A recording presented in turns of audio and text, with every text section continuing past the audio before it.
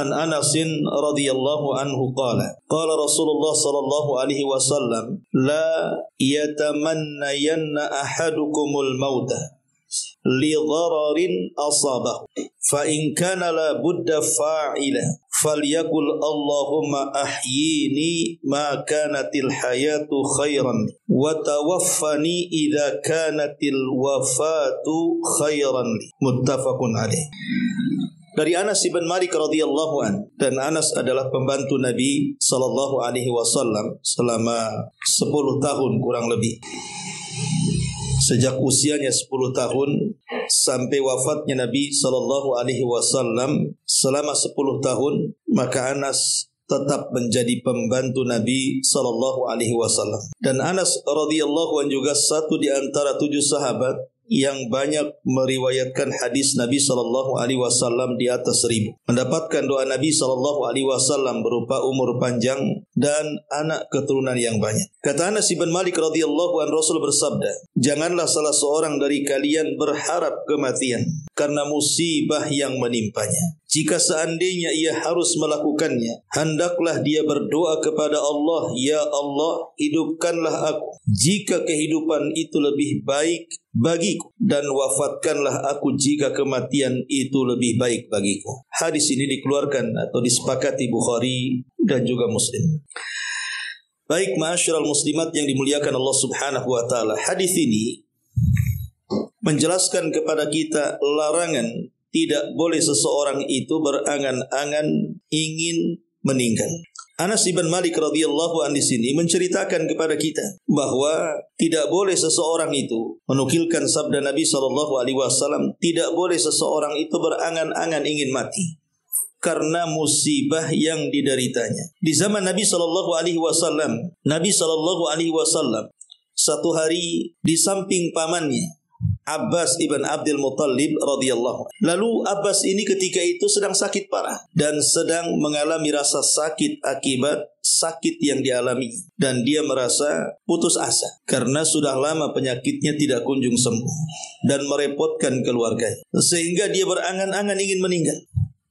Maka Nabi SAW ketika itu memberikan nasihat kepada Abbas ibn Abdul Muttalib agar jangan sampai dia berangan-angan ingin mati. Kenapa demikian?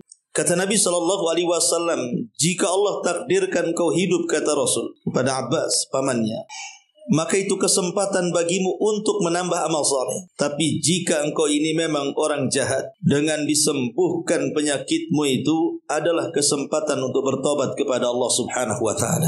Ma'asyiral muslimat yang dimuliakan Allah Subhanahu wa taala, dari nasihat Nabi sallallahu alaihi wasallam ini, maka dapat kita simpulkan bahwa hikmah kenapa Nabi sallallahu alaihi wasallam melarang kita tidak boleh berangan-angan untuk mati, supaya kita mendapatkan kesempatan panjang umur. Dan Nabi SAW mengatakan bahwa sebaik-baik manusia itu yang dipanjangkan umurnya tetapi baik amalannya, dan seburuk-buruk manusia adalah yang dipanjangkan umurnya tetapi jelek amalannya. Masalahnya di masyarakat itu umumnya, terutama orang-orang yang diberikan musibah oleh Allah dengan penyakit yang panjang, mungkin bertahun-tahun terbaring di pembaringan, di kursi roda, bolak-balik masuk rumah sakit, sehingga kemudian menyibukkan keluarganya untuk merawatnya. Terkadang setan datang memberikan was-was, kemudian berangan-angan lebih baik mati dibandingkan hidup, karena merasa bahwa dia sudah menyibukkan orang-orang lain.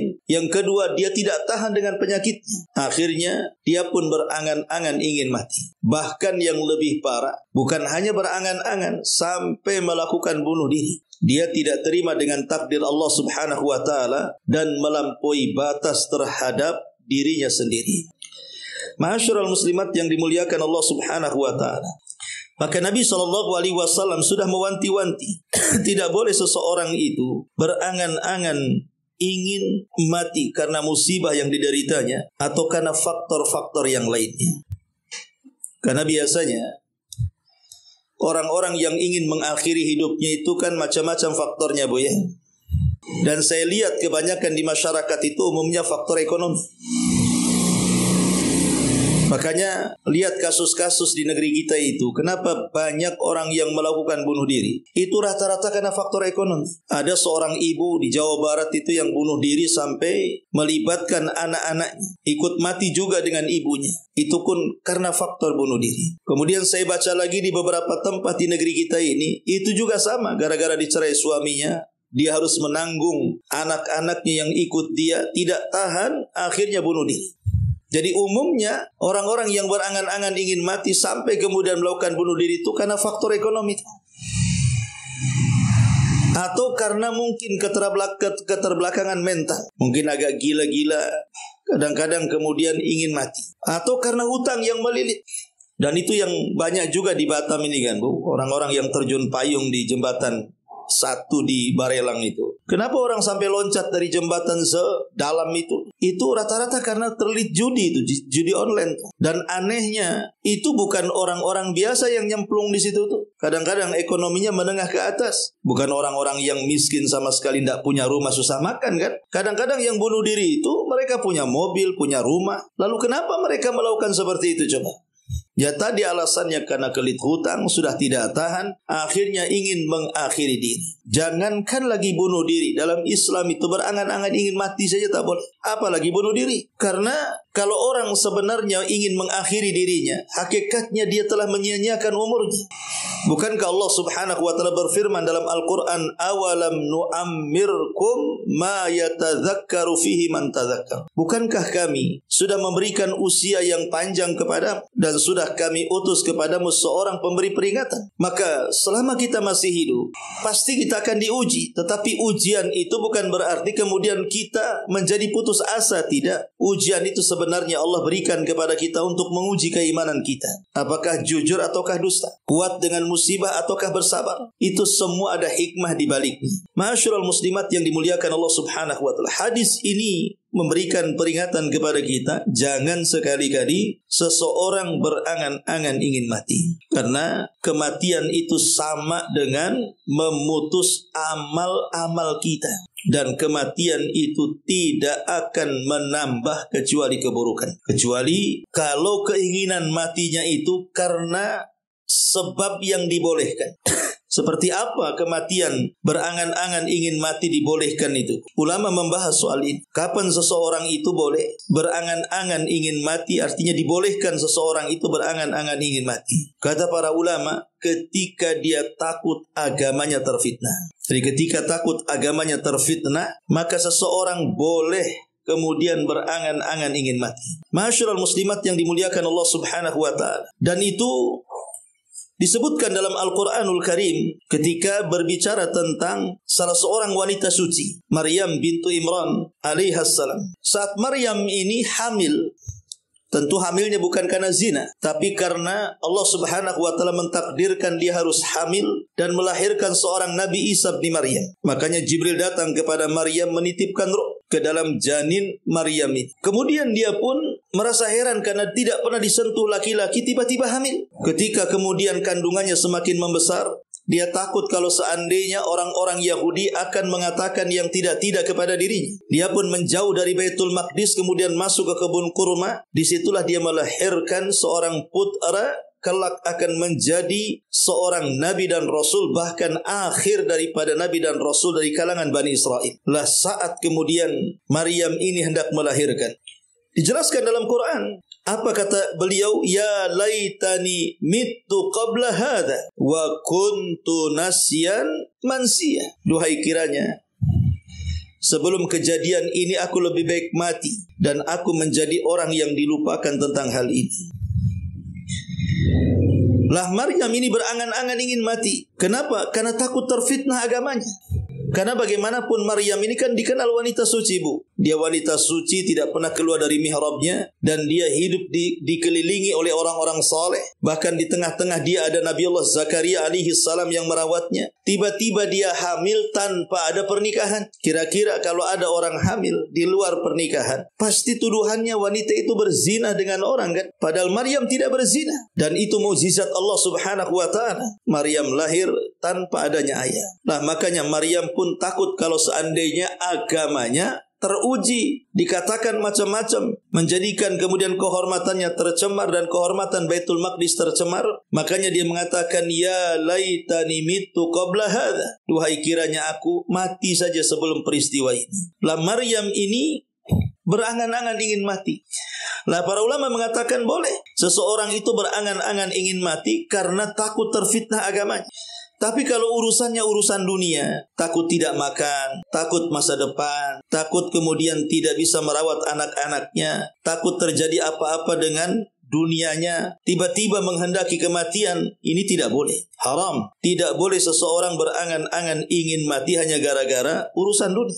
Ma'asyiral muslimat yang dimuliakan Allah Subhanahu wa taala, karena begini Bu ya. Bagaimanapun memiliki usia yang panjang itu satu di antara sekian nikmat Allah Subhanahu wa taala yang Allah anugerahkan kepada kita. Karena dengan usia yang panjang bagi seorang mukmin itu, dia bisa melakukan amal saleh untuk persiapan dia setelah kematiannya. Makanya Nabi SAW mengatakan, khairun nas man tala umruhu wa hasuna amal. Sebaik-baik manusia itu yang panjang umurnya dan baik amalannya. Bahkan dalam riwayat, tuba liman tala umruhu wa hasuna amal. Beruntunglah orang-orang yang dipanjangkan umurnya dan diperbaiki amalan. Bahkan Al-Imam At-Tayyib rahimahullahu ta'ala sampai mengatakan, innal awqati was-sa'ati ka ra'sil mali lit-tajiri fayambagi an yattajira fiha yarbahu fihi wa kullama kana ra'su malihi kathiran kana ribhu aksar faman intafa'a min umrihi bi an hasuna amaluhu faqad faza wa aflah wa man adha'a ra'sa malihi lam yarbah wa khasira khusranan mubina. Kata Imam At-Tayyibi, perhatikan bagaimana indahnya perkataan beliau. Sesungguhnya waktu-waktu yang berjalan dari detik ke menit, dari menit ke jam, dari jam ke hari, dari hari ke pekan, dari pekan ke bulan, dari bulan ke tahun, dan begitu seterusnya.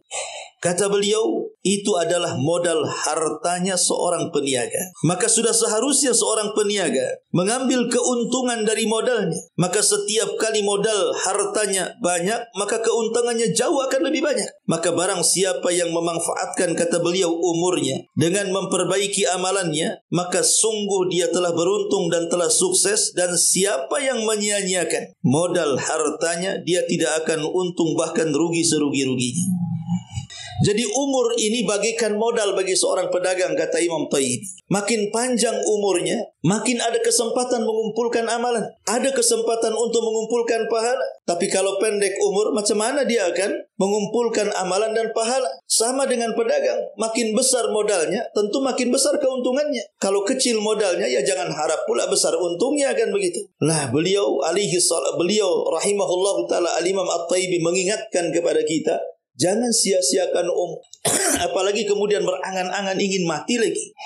Ma'asyiral muslimat yang dimuliakan Allah Subhanahu wa ta'ala. Dalam hadis Abu Hurairah radhiyallahu an, kata Nabi sallallahu alaihi wasallam, la yatamanna ahadukumul maut wa la yad'u bihi min qabli an ya'tiyahu. Innahu idza mata ahadukum inqata 'amaluhu wa innahu la yazidul mu'min umrahu illa khaira. Kata Nabi SAW, janganlah salah seorang di antara kalian berangan-angan ingin mati, dan jangan berdoa sebelum datangnya kematian. Karena apabila salah seorang di antara kalian mati, terputuslah amalannya. Dan seorang mukmin tidak mungkin menambah dari umurnya kecuali kebaikan. Lihat kata Rasul, tidak boleh berangan-angan apalagi sampai berdoa sebelum datang kematian. Karena kalau orang mati terputus amalannya dan dia tidak bisa menambahkan kebaikan dalam hidupnya. Makanya dalam lafaz Bukhari, la yatamanna ahadakumul maut imma muhsinan fala'allahu yazdad wa imma musian la'allahu yasta'tib. Janganlah salah seorang di antara kalian berangan-angan ingin mati, karena jika dia orang baik boleh jadi bisa menambah pahalanya, kalau dia orang jahat boleh jadi tobatnya diterima oleh Allah Subhanahu wa ta'ala. Ada kesempatan untuk merubah, untuk bertobat, untuk memperbaiki diri.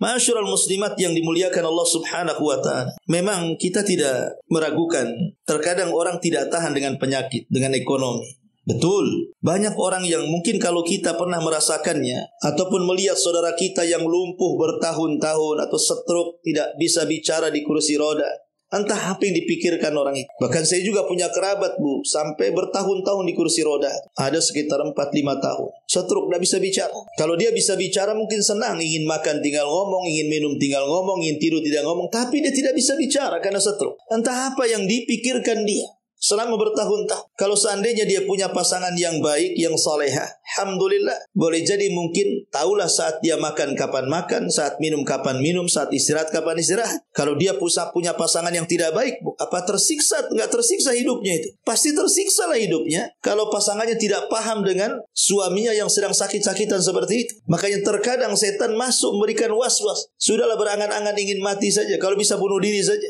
Makanya Nabi SAW mengatakan, fa in kana la budda fa'ila.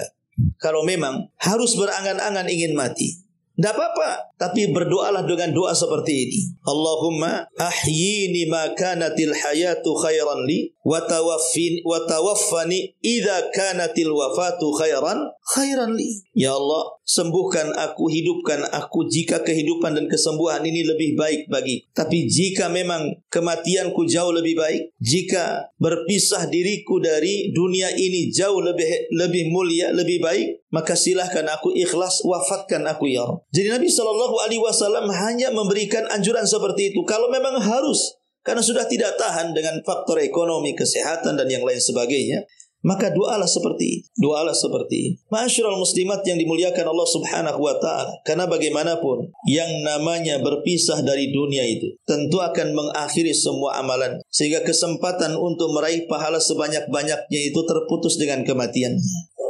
Makanya Nabi SAW salah satu doanya adalah meminta agar usianya dipanjangkan dan diperbaiki akhlaknya, diperbaiki amalannya. Ma'asyiral muslimat yang dimuliakan Allah Subhanahu wa taala. Tapi sekali lagi, boleh seseorang itu menghendaki kematian, tetapi sekali lagi itu kalau memang ada fitnah yang mengancam agamanya. Dan itu banyak dilakukan para ulama. Contoh umpamanya dalam sebuah riwayat dari Malik ibn Sa'id ibn Musayyib, dia pernah mengatakan, ketika Umar ibn Khattab radhiyallahu an, dia sedang terlentang dan wajahnya mengarah ke langit. Dia pernah mengatakan, Allahumma kaburat sinni wa dha'ufat quwwati wa intasharat ra'iyati. Ya Allah, usiaku sudah lanjut, kekuatanku sudah melemah, sementara rakyatku semakin banyak. Faqbidni ilaika ghaira mudayyi wala mufarrid. Kalau memang engkau hendak mencabut nyawaku silahkan, tapi cabutlah dengan cara yang baik. Lihat, Umar takut terjadi fitnah kepada dirinya. Mengurus rakyat sebanyak itu, sementara kekuatan dia sudah melemah. Takut dia tidak amanah. Sampai dia minta kepada Allah, kalaupun memang harus meninggal, dia sudah siap meninggal, tetapi dengan cara yang baik. Begitulah Umar bin Khattab radhiyallahu an, takut dia kalau tidak sampai mengurus rakyatnya tidak amanah sehingga dia berangan-angan ingin mati. Ma'asyiral muslimat yang dimuliakan Allah Subhanahu wa taala. Bahkan bukan hanya Umar radhiyallahu an, disebutkan oleh para sahabat atau para ulama yang lain tentang hal ini. Di antaranya Al-Imam Al-Bukhari rahimahullahu ta'ala, saat terjadi fitnah dengan Qadhi Khurasan yang merupakan gurunya. Jadi Imam Bukhari ini bermasa dengan gurunya. Dia difitnah dengan fitnahan keji sehingga dikucilkan di kampungnya. Dia pun merasa sesak dadanya. Akhirnya Imam Bukhari pun keluar dari Khurasan. Kemudian dia pun mengarah ke India. Sebelum dia meninggal, dia berangan-angan, dia sudah tidak tahan dengan fitnah agama. Dia meminta kepada Allah Subhanahu wa taala agar Allah mencabut nyawanya karena sudah tidak tahan dengan fitnah agama. Jadi kalau fitnahnya itu fitnah agama, maka tidak mengapa kata para ulama. Tapi sekali lagi kalau urusan dunia, kenapa harus mati? Apakah kemudian mati ini menyelesaikan masalah? Tidak. Karena bagaimanapun orang yang berangan-angan ingin mati ini, di antara bahayanya, Bu. Pertama, bahwa orang yang berangan-angan ingin mati itu hakikatnya dia sedang menghadapi kemurkaan Allah Subhanahu wa taala. Jadi orang yang akalnya atau pikirannya ingin mati karena musibah yang dideritanya atau karena ekonomi yang melilit pikiran dia khawatir dengan kehidupannya di masa depan. Hakikatnya dia menghadapi kemurkaan Allah. Kenapa? Karena dia tidak sedang qanaah. Dia tidak sedang redha dengan takdir dan putusan Allah Subhanahu wa taala. Bukankah Allah Subhanahu wa taala mengatakan hadis qudsi, Faman radiya falahu ridha wa man sakhita falahu sukhط. Siapa yang redha dengan keputusan Allah, maka Allah senang menghadapinya. Siapa yang tidak redha dengan keputusan Allah, maka Allah murka menghadapinya. Maka orang yang berangan-angan ingin mati itu hakikatnya dia sedang menghadapi kemurkaan Allah. Karena dia hakikatnya sedang menolak takdir Allah Subhanahu wa ta'ala dan putusannya. Dia tidak terima dengan musibah. Dia tidak terima dengan kesusahan hidup. Kemudian yang kedua, orang yang berangan-angan ingin mati itu orang jahil, orang bodoh. Dia tidak tahu setelah kematian itu ada kehidupan. Bahkan kehidupannya lebih parah, lebih menyeramkan bagi orang-orang yang kurang modal ketika menghadapinya. Setelah kematian itu, kita harus mempertanggungjawabkan loh. Apapun yang kita lakukan di dunia. Kalau kita sedikit amalan, banyak dosa, kemudian ingin mati, kira-kira apa yang kita hadapkan kelak setelah kematian? Makanya orang yang berangan-angan ingin mati itu jahil, bodoh. Ya, dia tidak tahu peristiwa setelah kematian itu lebih mengerikan lagi. Alam barzah, nanti setelah alam barzah kemudian alam akhirat, jauh lebih mengerikan lagi. Makanya mumpung kita masih hidup, maka ini kesempatan emas untuk isti'dad lil mauti. Melakukan persiapan dengan banyak amal saleh untuk setelah kematian. Dan berangan-angan ingin mati juga bahayanya adalah hakikatnya dia sedang memutus dirinya dari amal saleh. Karena orang yang mati itu apa yang bisa dilakukan? Kalau orang hidup sakit-sakitnya orang sakit tapi dia masih hidup, bisalah dia beribadah sambil duduk. Serai berzikir lisannya, walaupun mungkin lisannya setruklah, anggaplah tidak bisa bicara, tapi bisa dia menggerakkan lidahnya untuk berzikir, membaca takbir, tahlil, tahmid, membaca la haula wala quwata illa billah, membaca zikir-zikir yang dianjurkan pagi, petang, sebelum tidur, setelah sholat, dan begitu seterusnya. Jadi susah-susahnya orang hidup, walaupun sampai sakit sekalipun terbaring, masih ada kesempatan untuk ibadah. Lah kalau sudah mati, apa kesempatannya? Jangan lagi cerita puasa, sedekah, sholat pun tak bisa. Jadi berangan-angan ingin mati itu sama dengan memutuskan dirinya dari amal saleh. Kesempatan untuk meraih amal saleh sebanyak-banyaknya. Dan berangan-angan ingin mati itu bagian daripada lemahnya jiwa. Lemahnya jiwa dan keputusasaan dalam hidup. Sementara putus asa itu dosa besar. Tidak boleh seseorang itu berputus asa, karena putus asa itu adalah akhlaknya orang kafir. Akhlaknya orang kafir, hanya orang kafir yang putus asa. Orang yang beriman itu tidak putus asa. Makanya Rasul mengatakan, ajaban li amril mu'min. Sungguh mengherankan perkaranya seorang mukmin itu. Kalau ditimpa nikmat dia bersyukur, kalau ditimpa musibah dia bersabar. Dan dua-duanya baik bagi seorang mukmin. Mau nikmat, mau musibah, dua-duanya baik bagi seorang mukmin. Berbeda bagi orang kafir. Mungkin kalau ada nikmat mereka senang, kalau ada bala bencana mereka berputus asa. Karena Allah yang mengatakan orang yang berputus asa itu akhlaknya orang-orang kafir. Ma'asyiral muslimat yang dimuliakan Allah Subhanahu wa ta'ala. Oleh karena itulah maka jangan sampai berangan-angan ingin mati, karena itu bentuk keputusasaan kita, dan putus asa itu dosa dari 4 dosa besar yang disebutkan di dalam Al-Quran. Ma'asyiral muslimat yang dimuliakan Allah Azza wa Jalla. Kecuali kalau tadi dia takut terfitnah agamanya dan yang semacamnya, tentu beda ceritanya. Oleh karena itulah maka mumpung Allah masih memberikan usia yang panjang kepada kita, okelah kita ditimpa dengan berbagai macam musibah dari berbagai macam segi, tapi tetaplah Nabi SAW mengingatkan tentang banyak perkara, seperti dalam hadisnya, igtanim khamsan qabla khamsin. Rawatlah 5 perkara sebelum datang 5 perkara. Syababuka qabla haramik, wasihatuka qabla saqamik, wa ghinaka qabla faqrik, wa faragaka qabla syughlik, wa hayatuka qabla mautik. Masa mudamu sebelum datang masa tuamu, masa sehatmu sebelum datang masa sakitmu, masa kayamu sebelum datang masa fakirmu, masa luangmu sebelum datang masa sibukmu, dan masa hidupmu sebelum datang kematian. Masa hidupmu sebelum datang kematian. Maka Rasul mengatakan dalam hadis yang lain, badiru bil a'mali hal tangtadiruna illa faqran munsiya, wa ghinan mutghiya, au maradan mufsida, au haraman mufannida, au mautan mujhiza, awid dajjal fasyarru ghaibin yuntadhar, awis sa'atu fassa'atu adha wa amar. Bersegeralah kalian beramal saleh. Apakah kalian menunggu sampai datang kefakiran yang melupakan, gina, kekayaan yang melampaui batas, sakit yang merusak, pikun yang parah, kematian yang tiba-tiba, atau menunggu dajjal, atau bahkan menunggu kiamat. Maka bersegeralah, jangan sampai hal ini terjadi. Mumpung kita belum ditimpa sakit, mumpung kita belum ditimpa kefakiran, mumpung kita belum ditimpa banyak musibah, maka kesempatan. Karena berapa banyak orang-orang yang terkena musibah baru sadar dia ingin ibadah tapi tidak ada waktu. Ketika orang ditimpa sakit baru sadar kalau dia ingin sholat, ingin sedekah dan yang semacamnya. Dia sudah sakit parah. Ketika dia fakir, dia berpikir ketika kaya kenapa enggak saya bantu? Dan begitu seterusnya. Ma'asyiral muslimat yang dimuliakan Allah Subhanahu wa taala, baik itu sekilas penjelasan larangan berangan-angan untuk mati. Baik, perhatikan di sini bukunya. Di sini pengarang memberikan catatan kepada hadis ini. Ini adalah larangan untuk berharap kematian disebabkan musibah yang menimpa seorang hamba. Baik musibah itu berupa sakit, sakitnya parah, akhirnya berangan-angan ingin mati karena tidak tahan dengan sakitnya.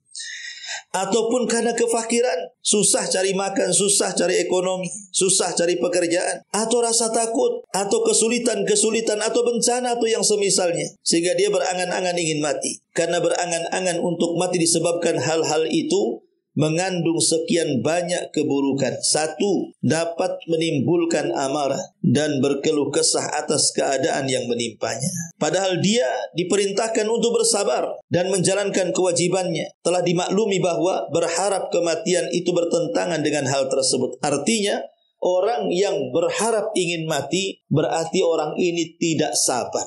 Padahal sabar itu adalah perintah Allah dan Rasulnya. Yang kedua, melemahkan jiwa, menimbulkan kelemahan, menimbulkan kemalasan, serta jatuh pada sikap putus asa.